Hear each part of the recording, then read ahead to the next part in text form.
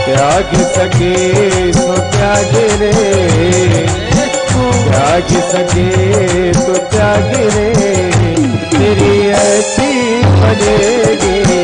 त्याग सके तो त्याग रे, तेरी अच्छी बनेगी। चंदन के संग लाग रे, तेरी ऐसी बनेगी। चंदन के संग लाग रे, तेरी अच्छी बनेगी। अच्छी बनेगी, तेरी अच्छी बनेगी, तेरी अच्छी बनेगी। जय जय श्री राधे।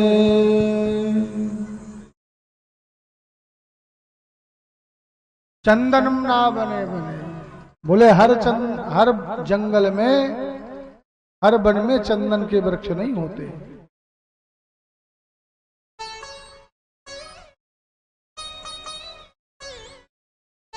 सूत जी कहते हैं ऋषियों, सौनक जी कहते हैं आप परम सौभाग्यशाली हैं जिनको ऐसे गुरु मिले कि नाना पुराण निगमागम, इतने सुंदर सुंदर पुराण और शास्त्रों का अध्ययन करवा दिया गुरुदेव भगवान ने। व्यास जी जैसा गुरु मिला हुआ है सूत जी को। और सूत जी आप अपने गुरुदेव व्यास जी के परम प्रिय शिष्य हैं, आपको इसीलिए तो इतना ज्ञान मिला हुआ है।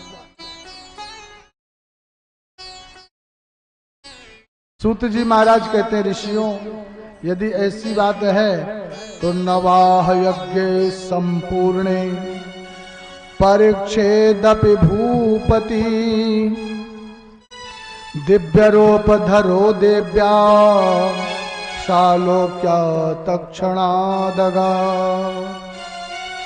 आज मैं तुम्हें उस देवी भागवत की महिमा श्रवण कराऊंगा जो नवाग्न यज्ञ है।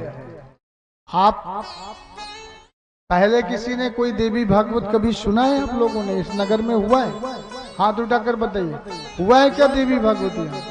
नहीं हुआ है तो आप लोगों ने सप्ताह श्रवण करी है। आज पहली बार नवाग्न यज्ञ होने जा रहा है देवी भागवत 9 दिवस की। सूत जी कहते हैं नवाग्न यज्ञ संपूर्ण परीक्षिदपि भूपति। आज मैं तुम्हें वो देवी भागवत सुनाऊंगा जो राजा परीक्षित को, अब यहां पर ध्यान दीजिए, बहुत समझने की बात है, समझिएगा तब देवी भागवत समझ में आगे आएगी। सूत जी कहते हैं ये वो देवी भागवत है जो राजा परीक्षित को, राजा परीक्षित की मृत्यु हुई सर्प काल के दंशन से, तक्षक ने डसा और काल के दंशन से राजा परीक्षित की मृत्यु कैसे हुई। बुझे राजा परीक्षित को जब तक्षक ने डसा, उस समय राजा परीक्षित ने क्या किया, भागवत वाले जो सुखदेव परीक्षित जी हैं उनको जिस समय काल का भय जागृत हुआ तो सीधे गंगा के तट पर गए, राज्य को छोड़कर, वस्त्रों को, राजसी ठाट बाट को छोड़कर, पुत्र पौत्र को छोड़कर, सब कुछ छोड़ करके गंगा के तट पर गए और वहां जाकर संतों का आगमन होने लग गया। ऐसे राजा को श्राप लग गया।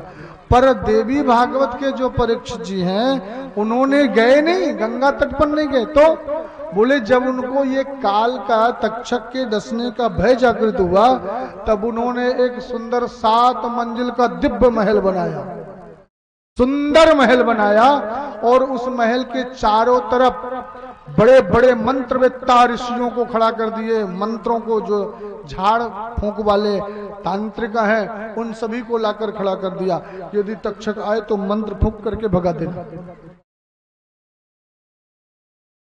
लाखों सैनिक लगा दिए कि तक्षक आने ना पाए अंदर, और यदि 7 दिन बच गया तो 8वें दिन मेरा बाल बांका नहीं होगा। और 7 मंजिल वाले महल के 7वें फ्लोर में, 7वीं मंजिल में सुंदर कांच से मंडित जो सुंदर कमरा बना हुआ था उसमें जाकर के राजा परीक्षित बैठ गए। ध्यान दीजिए। और उस पर मृत्यु को कोई टाल सका है क्या? परंतु फिर भी तक्षक आया और तक्षक आकर के राजा परीक्षित को दंशन कर लिया। कैसे? तक्षक भी आया और अन्य सर्प भी ब्राह्मण बन करके आ गए, और तक्षक जो सर्प था ब्राह्मणों के हाथ में फल, तक्षक उन्हीं फलों के बीच में कीट छोटा सा बन करके बैठ गया। ब्राह्मणों ने कहा द्वारपालों से आज हम राजा परीक्षित का दर्शन